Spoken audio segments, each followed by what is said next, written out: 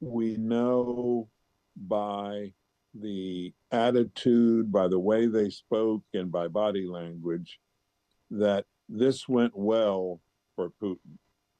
He was pleased, he was at ease, he was, for a very formal, strict guy, he was affable, he was buttering up Trump, and Trump appeared to be somewhat somber.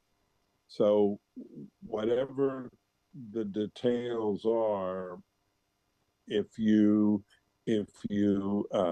look at the way they behaved, you can tell some difference.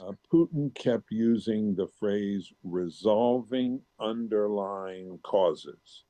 We need to resolve underlying causes. We have made some progress resolving underlying causes. That term, underlying causes, resolving underlying causes, that's a term that Putin uses over and over and over again, and it's clear what he means. He means the underlying causes of Russia's uncertainty and Russia's vulnerability.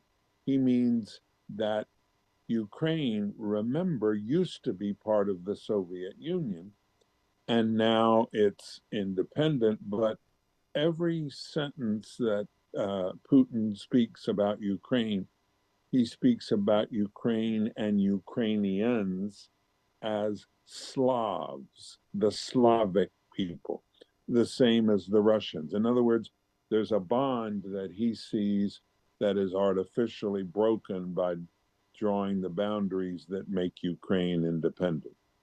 Remember, Putin said that the worst disaster of the entire 20th century was not World War One, not World War Two, but the dissolving of the Soviet Union. When the Soviet Union fell apart, he says that's the worst disaster of the 20th century. That's a man who longs to put the countries back together again.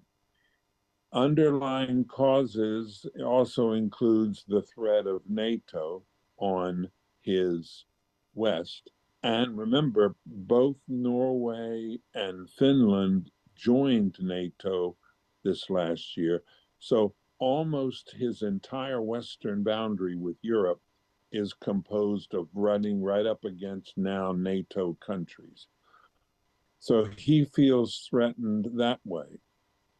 He also feels threatened by the trade internally of the European Union that builds it up to make it so wealthy, when in fact the economy of the adjacent country, the Russia, is not so prosperous.